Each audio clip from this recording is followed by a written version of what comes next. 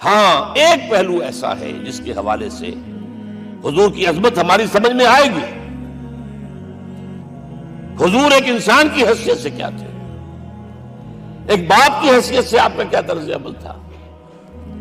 ذرا یاد کیجئے، جگر گوشہ رسول حضرت فاطمہ بطول رضی اللہ تعالیٰ عنہ وہ حاضر ہوتی ہے. ابا جان دیکھیے چکی پیس پیس کر یہ گٹے پڑ گئے میرے ہاتھ میں، ایک کنویں سے پانی لاتی ہوں، مشکیزیں کہ یہاں پر بندیاں پڑ گئی. حضور اب تو عام لوگوں پر بھی آسانیاں ہیں، لوگوں کے ہاں غلام آ گئے ہیں، کنیزیں آ گئی ہیں، مال و دولت آ گئی ہے، مجھے بھی کوئی غلام کنیز عطا ہو جائے. اور آپ کو معلوم ہے یہ لخت جگر نور چشم محمد کی سب سے پیاری بیٹی صلی اللہ علیہ وسلم، کوئی شک نہیں اس میں، فاطمہ کیا بیتی ہوگی حضور کے قلب پر. لیکن فرمایا کیا بیٹی، یہ دنیا کی چیزیں ہمارے لیے نہیں ہیں، میں تمہیں اس سے بہتر شے دیتا ہوں. تسبیح فاطمہ ہر نماز کے بعد 33 مرتبہ سبحان اللہ، 33 مرتبہ الحمدللہ، 33 مرتبہ اللہ اکبر کہہ لیا کرو. لیکن سوچ لیجئے دل پر کیا گزری ہوگی صلی اللہ علیہ وسلم. حضرت عائشہ سے پوچھئے، حضرت خدیجہ سے پوچھئے حضور کیسے شوہر تھے، آپ سے زیادہ خواتین کے حق میں نرم، گھر کے کام کا جھاڑو دے رہے ہیں، کپڑے جو ہیں بوسیدہ انہیں سی رہے، گھر میں بیٹھے ہوئے یہ کام کرتے تھے. بہرحال ایک بات میں آپ سے عرض کروں، آپ انسان کی جس حیثیت کا بھی ذہن میں تصور کریں گے وہ ساری حیثیتیں محمد میں موجود ہیں صلی اللہ علیہ وسلم. محمد حاکم کی حیثیت سے بھی ہے، محمد سب سالار کی حیثیت سے بھی ہے، محمد قاضی القضات بھی ہے، محمد ہیڈ آف دی اسٹیٹ بھی ہے، محمد بیویوں والے بھی ہیں، اولاد والے بھی ہیں، محمد 5 وقتہ امام بھی ہے، جمعے کے خطیب بھی ہے، مدرس قرآن بھی ہے، مربی بھی ہے، مزکی بھی ہے، اور ہر میدان میں بلند ترین مقام. کوئی ایسی جامع شخصیت ملے گی؟ ہمارے ہاں تو حال یہ ہے کہ جو خطیب صاحب ہوتے ہیں وہ 5 وقتہ نماز کیسے پڑھا سکتے ہیں، ان کا تو اونچا مقام ہے.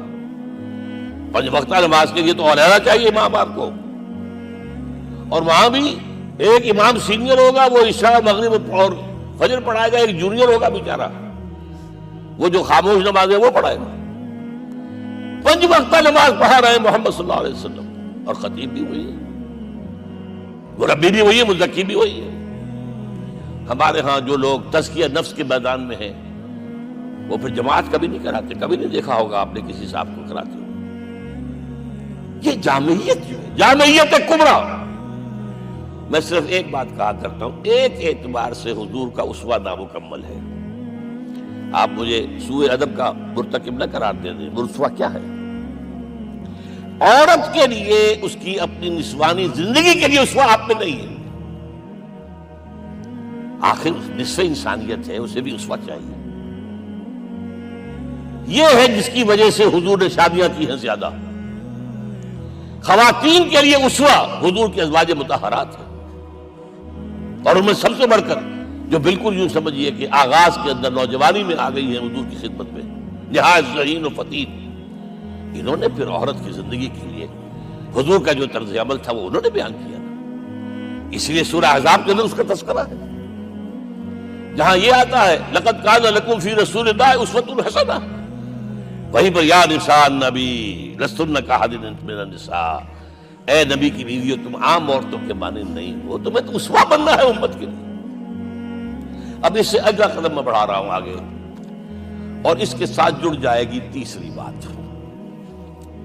تیسری بات کیا ہے؟ وَنَصَرُوهُ، اس کی مدد کریں صلی اللہ علیہ وسلم.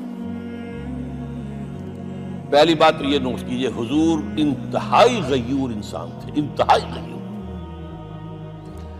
یہ کہا جاتا ہے کہ اگر حضور گھوڑے اس پر سوار ہوتے تھے اونٹ پر، اور آپ کا کوڑا نیچے گر گیا تو آپ یہ کسی سے نہیں کہتے تھے کہ ذرا یہ میرا کوڑا مجھے پکڑا دینا، یہ بھی گوارا نہیں تھا. آپ اونٹ بٹھا کر نیچے اتر کر اپنا کوڑا خود اٹھاتے تھے. کسی سے اپنے ذاتی کام کے لیے کوئی مدد مانگنا امکان ہی نہیں.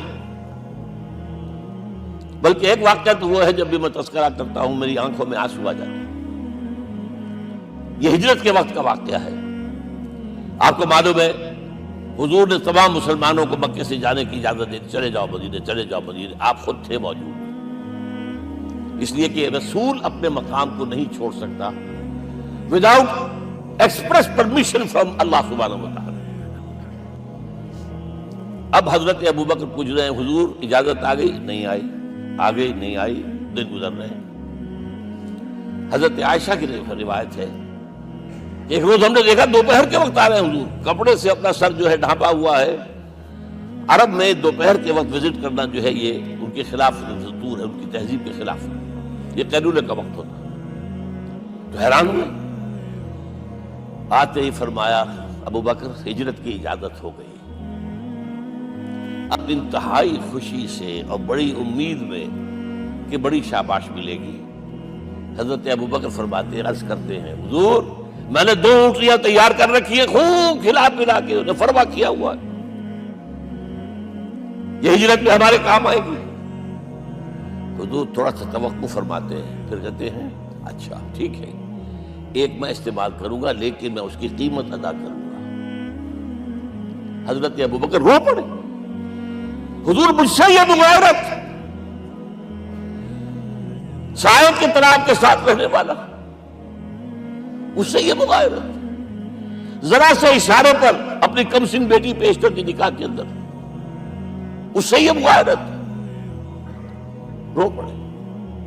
لیکن حضور کی اپنی غیرت تھی، میں قیمت دوں.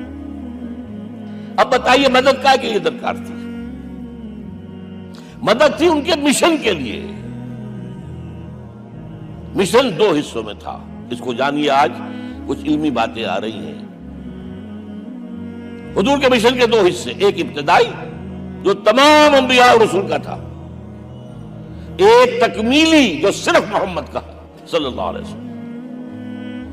ابتدائی کیا ہے؟ اللہ کی طرف دعوت، تبلیغ. جو دعوت قبول کر لیں ان کے لیے بشارت، بشیر کہ تمہارے لیے آخرت میں جنت ہے، دیکھتے ہیں. رد کر دیں ان کے لیے نذیر، خبردار کرنے والے، جہنم کے لیے تیاری کر لو. داعی اللہ، اللہ کی طرف بلانے والے. سراجا منیرا، روشنی کے چراغ. یہ حیثیتیں مشترک ہے تمام انبیاء کرام. تمام انبیاء بشیر بھی تھے، نذیر بھی تھے، داعی بھی تھے، سراج منیر بھی تھے. اگرچہ ان تمام حیثیتوں میں بھی حضور کا سب سے اونچا مقام علیحدہ نمایاں ہے، لیکن حیثیتیں بنیادی طور پر مشترک ہیں. ایک حیثیت تکمیلی، اور وہ کیا ہے؟ اے نبی جو دین آپ کو دیا گیا ہے صرف تبلیغ نہیں، صرف تعلیم نہیں،